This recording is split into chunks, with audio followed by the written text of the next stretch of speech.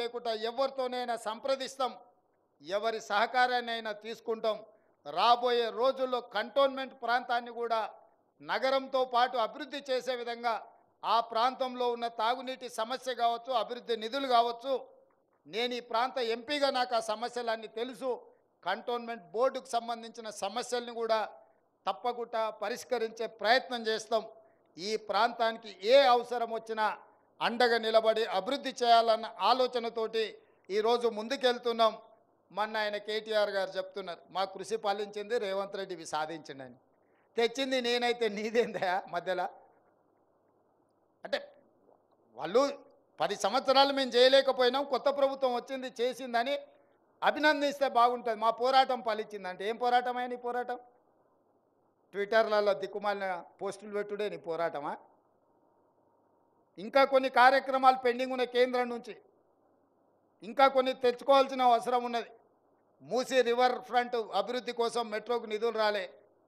మిత్రుడు కేటీఆర్కు నేను సూచన చేస్తున్నా, హైదరాబాదు నగర అభివృద్ధి కోసం ధర్నా చౌక్లో ఇంద్ర పార్క్ దగ్గర మీరు ఆమరణ నిరాహార దీక్ష చేయండి, మేము సంపూర్ణంగా సహకరిస్తాం.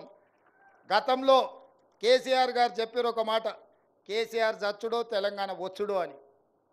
ఇప్పుడు కేటీఆర్ గారు కూడా ఆ స్ఫూర్తిని తీసుకొని కేటీఆర్ చచ్చుడో నగరానికి నిధులు వచ్చుడో రెండిట్లలో ఏదో ఒకటి తేలే విధంగా కార్యక్రమాన్ని తీసుకోవాల్సిందిగా, ఆయన దీక్ష కూర్చుంటే మా కార్యకర్తలే కంచేసి కాపాడుతుంది. దానికి మా మైనంపల్లి హనుమంతరావు గారిని పూర్తి బాధ్యత.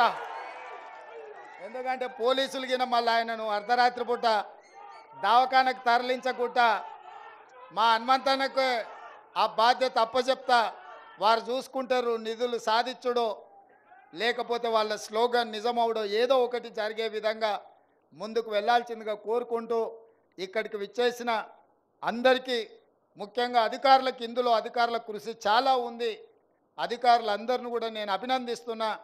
అంతే వేగంగా ఢిల్లీ నుంచి అనుమతులు సాధించడం ఎంత కీలకమో, ఈ 18.5 కిలోమీటర్ల ఎలివేటెడ్ కారిడార్ను నిర్మించడం కూడా అంతే వేగంగా చెయ్యాలి అని చెప్పి మా అధికారులకు సూచన చేస్తూ మీ అందరి దగ్గర సెలవు తీసుకుంటున్న మిత్రులారా.